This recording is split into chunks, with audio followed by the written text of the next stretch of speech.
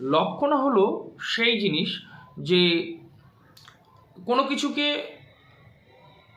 দেখে বোঝা বা কোনো কিছু কথার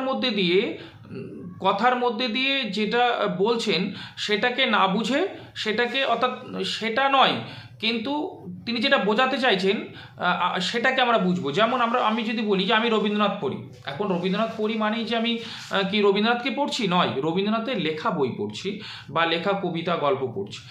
ধরুন আমি বলি আমি গঙ্গায় থাকি, তো গঙ্গায় থাকি মানে কি গঙ্গার উপরে থাকি, না গঙ্গা তটের তীরবর্তী কোনো এলাকায় বাস করি? এই যে ব্যাপার, যে আবার হতে পারে এরকম যে ভারতের অপমান। এখানে ভারতের অপমান বলতে কি, ভারতের তো অপমান হতে পারে না, অ্যাকচুয়াল ভারতবাসীর অপমান। এই যে লক্ষণা। আর আমি যে যে উদাহরণটা দিয়ে থাকি সেটা হচ্ছে, ধরুন আমরা এক জায়গায় যাচ্ছি, যদিও এটা আমার স্যারের কাছ থেকে শেখা, এই বিষয়গুলো সম্পর্কে বিস্তার আলোচনা তার কাছ থেকে এক সময় শুনেছিলাম, শিখেছিলাম, আমাকে শিখিয়েছিলেন। তো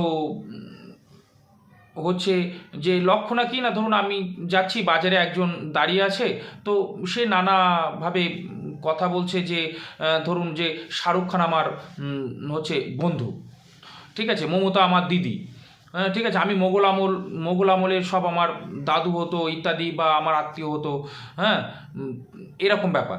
বা না ডোনাল্ড ট্রাম্প হচ্ছে আমার বন্ধু লোক। তো স্বাভাবিকভাবেই এইসব কথাগুলো, বা ধরুন রাস্তায় দাঁড়িয়ে আছে, তো বলছে ওই দূরের গাড়িটির নাম্বার হচ্ছে, যেটা আমরাও দেখতে পাচ্ছি না, ও দেখতে পাচ্ছে না, ওটা 2876। বা ওইদিকে ওই ব্যাকে যে গাড়িটা আসছে সেই গাড়ির নাম্বার হচ্ছে ধরুন 4548। তো এটা এই যে একটার সঙ্গে আর একটা যে মিল পাওয়া যাচ্ছে না, হ্যাঁ, একটা অসংলগ্ন কথা, এই সব শুনে আমাদের মনে হবে কিন্তু, বা যে লোকটা কি না, লোকটা পাগল। এই যে তার এই লক্ষণা দেখে আমরা তাকে বুঝতে পারলাম যে লোকটা হচ্ছে পাগল, কারণ একটা কথার সঙ্গে আর একটা কথা মিল পাচ্ছি না। এটাই হচ্ছে লক্ষণা দেখে বোঝা যায় যে আসলে সে কী এবং কী বলতে চাইছে।